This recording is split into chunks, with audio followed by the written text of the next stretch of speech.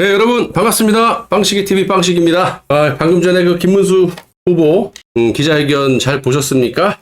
특별한 건 없어요. 특별한 건 없고 팩트는 내각제 세력들이 뭐 사법부라든지 정치권을 쥐락펴락하고 있기 때문에 결론적으로 말씀드리면 일단 첫 번째는 이재명을 낙선을 시켜서 감옥에 보내는 게 대한민국을 위해서라도 국민들을 위해서라도 급선무고, 어차피 내각제 뭐 한동훈이 되나 한덕수가 되나 이준석이 되나 그거보다는 낫지 않습니까? 뭐가 낫냐면 정권을 잡고 추후에 후위를 도모하기 위한 확률적인 부분이 김문수 후보가 높다라는 겁니다. 그렇게 되려면 지지율이 뭐 박빙 50 정도로 이긴다 이렇게 해서는 안 된다라는 거죠. 완전히 뭐 한 70, 80%의 지지를 받고 김문수 후보가 당선이 된 후에 대통령으로서 어떠한 것들을 할 수가 있는 것이지, 물론 뭐 이번 6.3 대선에서 뭐 70%, 80%를 얻을 수 있는 확률은 없죠. 객관적으로. 정권을 잡은 후에 이 내각제 세력들과 맞서 싸워준다면 어쨌든 전 국민들은 이 체제가 바뀌는 내각제를 싫어하기 때문에 지지율이 폭등을 하게 되면서 이런 그 탄핵 내각제 세력들이 결국에는 찍소리 못할 것이다. 저는 그렇게 보고 있고요. 중요한 건 일을 먼저 한 다음에 일을 해야 된다. 요거는 뭐 너무나 명확한 사실이니까 일단 모든 거를 제껴두고 이재명이라는 놈을 낙선시키고 구속시키는데 우리가 큰 힘을 쏟아부어야 되겠다. 여러분 잘 아시지만 제 성격 아시잖아요.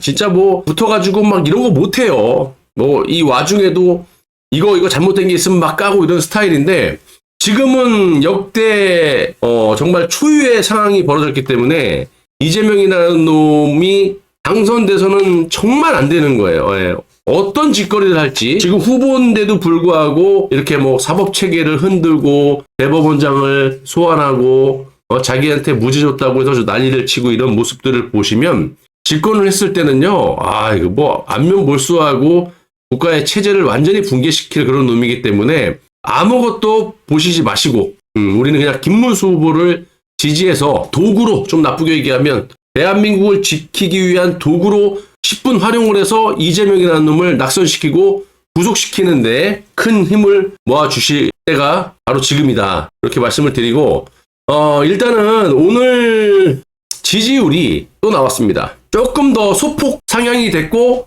이재명이라는 놈이 소폭 하락을 했습니다. 그래서 어제 그제보다 약 한 2% 정도 더 좁혀진 오차 범위 내에 45대 42, 3%입니다. 3%, 오차 범위 내죠. 저는 이제 이 수치보다도 추이를 보셔야 된다고 여러 차례 말씀을 드렸잖아요. 이재명이 내려가고 김문수가 올라가고 이런 추이를 보고 상황이 이러다 보니까 민주당이 지금 대책이라고 내놓은 것이 이재명의 아가리를 꼬매놔라. 저놈 활동을 못하게 해라. 좀 과장하자면 이런 그 침대 선거 전략을 내놓고 있는 거예요. 그러려면은 뭐 하려고 이재명이가 후보로 나옵니까? 후보 교체를 해버리지. 있는 힘껏 사기 다 쳐놓고 지지율 이렇게 올려놓은 다음에 이제 와갖고 이재명의 본질이 드러날 것 같으니까 아무 말 안 한다?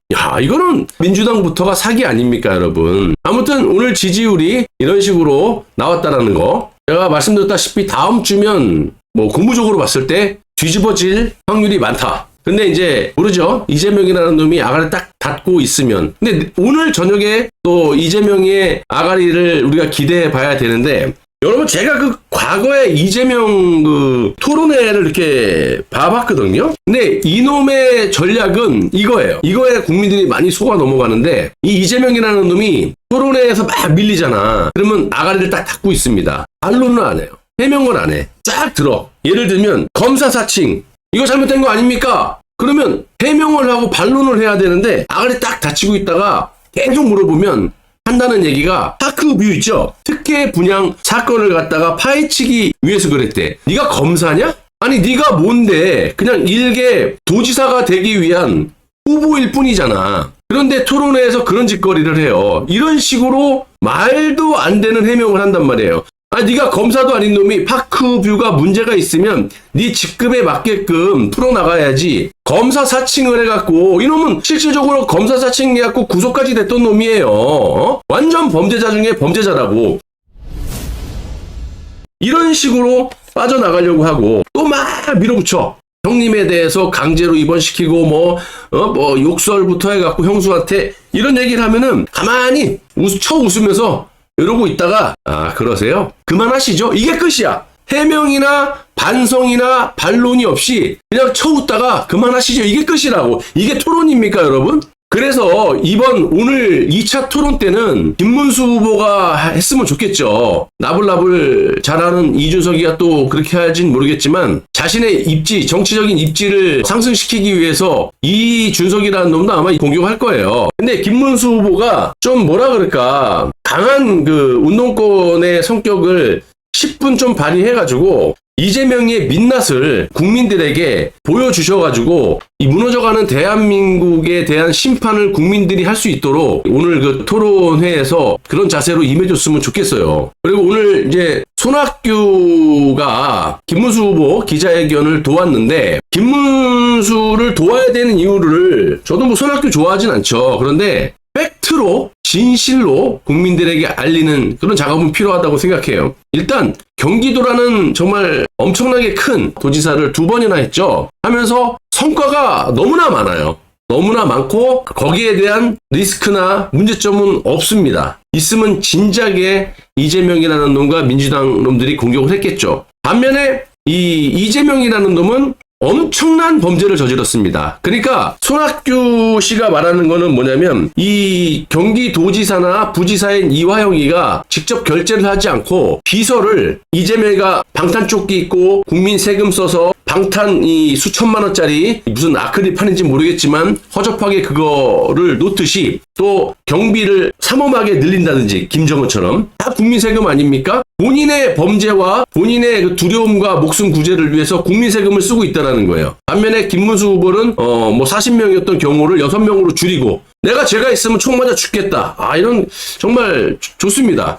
그거보다 더 중요한 것은 성과거든요. 지도자로서의 성과인데 임기 내 성과를 보시면 어마어마하죠. 그것만 지켜보면 국정 운영을 대한민국의 경제를 김문수 후보가 살릴지 이재명이 나라를 망칠지가 너무나 상반되게 명확하게 드러나 있다. 그래서 이재명이라는 놈은 결제도 지가 안 받고 정진상 이런 애들한테 비서들을 통해 갖고 이렇게 받고 지는 뒤에서 이것저것 헤쳐먹기 바쁘고 그게 지금 다 범죄로 드러났고 재판을 받고 있는 거 아니겠어요? 그런 거는 이제 손학규 이분도 경기도지사 했었죠. 이념을 떠나서 현실적인 부분을 지적을 했고, 한덕수는 제가 좀 제껴놓다고 했던 게 한덕수는 어쨌든 간에 경제 관료입니다. 정통 경제 관료고 여지까지 살아남았다라는 거는 완벽한 기회주의자입니다. 정치를 제대로 해본 적도 없고 자식도 없고 돈만 많아 그냥. 그래서 그냥 김대중 정권 때, 노무현 정권 때, 이명박 정권 때, 박근혜 정권 때 좌우를 넘나들면서 경제 관료나 총리를 여러 차례 해먹었던 인간이 한덕수예요. 그리고 지금 이재명이를 어쨌든 건드리는 바람에 숙청 대상 1호로 꼽혀갖고 지금 수사 대상에 올라와 있기 때문에 한덕수라는 사람은 김문수하고 틀리게 투쟁력은 0%고 평생을 그렇게 살아왔던 사람이기 때문에 자연인으로 살겠다?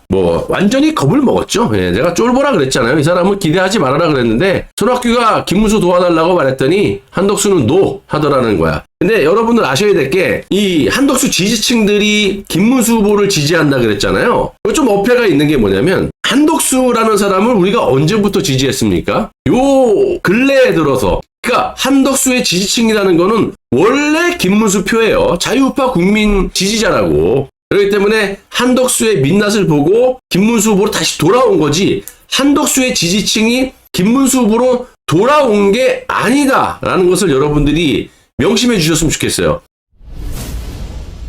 자, 지금 이런 거 있잖아요. 임기 3년만 하겠다. 어떻게 보면 내각제 세력과 좀 일맥상통한 부분이 일정 부분 있는 거예요. 내가 내각제를 하겠다는 디테일한 부분이 없어요. 제가 봤을 땐. 그러니까 임기 3년이라는 것은 여러 면으로 좀 좋은 점이 있을 수도 있습니다. 왜냐하면 지금 총선과 대선이 따로 치러지다 보니까 경비 문제라든지 국가 세금이 헛되이 낭비되는 문제라든지 좀 엇갈리는 부분들이 많아요. 그래서 대통령의 이 선거와 총선 선거와 맞출 필요가 있다는 건 저도 일정 부분 공감을 합니다. 그리고 이제 이런 것을 김문수 후보가 뭐 전략으로 갖고 있는지 모르겠어요. 아직까지 내각제에 대한 디테일한 부분들은 나오지 않았거든요. 왜냐면 4년 중임 개헌이라는 것은 박근혜 대통령도 역대 대통령들이 임기 말에 주장했던 거예요. 왜냐면 말씀을 여러 차례 드렸지만 5년 단임제로는 본인의 공약이 실천이 되기가 힘들거든. 그래서 4년 중임을 하게 되면 중간 평가를 여러분들의 국민에게 받아가지고 8년의 임기를 하고 거기서 끝나는 거예요. 그러니까 이재명의 4년 연임하고는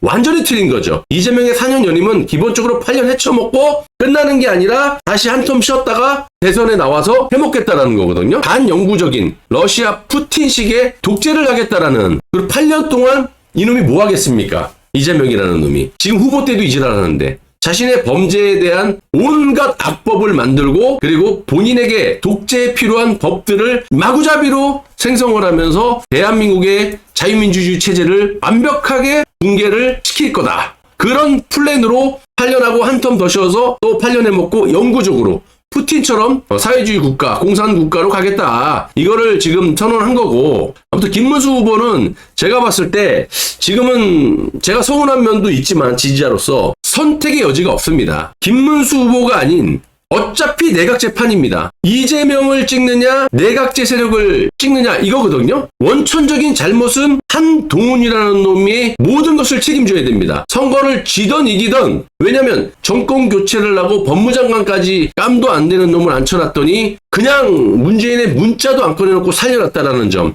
그래서 내각제 세력들이 살아있다라는 점, 그리고 이재명이라는 놈을 법무장관이라는 놈이 허구한 날 아가리만 열면 중범죄자다라고 낙인을 찍으면서 범죄자를 지금까지 풀어놨다라는 점, 방치해놨다는 점. 그래서 국민들이 지금 선택의 여지가 없는 거예요. 내각제를 찍느냐, 그렇다고 해서 대통령제를 고수하고 있는 저 범죄자, 독재자, 나라가 망할 것을 뻔히 알면서 대통령제 때문에 이재명을 찍느냐, 이렇게 우리가 선택의 여지를 없게 만들어 놓은 놈이 한동훈이라는 놈입니다. 이거는 명백한 팩트니까. 그래서 지금은 선택의 여지가 없다. 예를 들어서 김문수 후보가 아직까지는 밝혀진 바가 없지만 4년 중임 개헌이라고 내각제는 아닙니다. 어떻게 돌변할지도 모르는 것이고, 예를 들어서 김문수 후보가 아닌 이준석을 영입한다든지, 완전 재벌 내각제 앞잡이 아닙니까? 그리고 한덕수 완전 재벌 평생을 앞잡이 노릇하고 내각제 앞잡이 노릇, 대놓고 내각제 하자고 사기를 치는 한덕수, 또는 내각제가 아니면 살 수 없는 한동훈이라는 놈이 후보로 나왔다면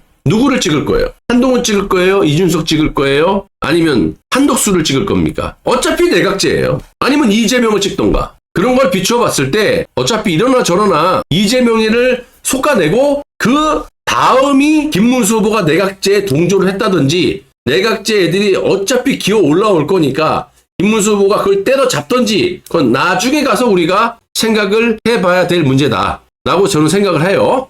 그래서 일단은 결론적으로 김문수 후보에게 뭉쳐서 이재명을 때려잡는데 우리가 혼연일체 돼가지고 일단 1을 먼저 클리어하고 그 다음에 2에 대한 문제는 나중에 생각을 한번 해보자, 그렇게 저는 말씀드리고 싶습니다.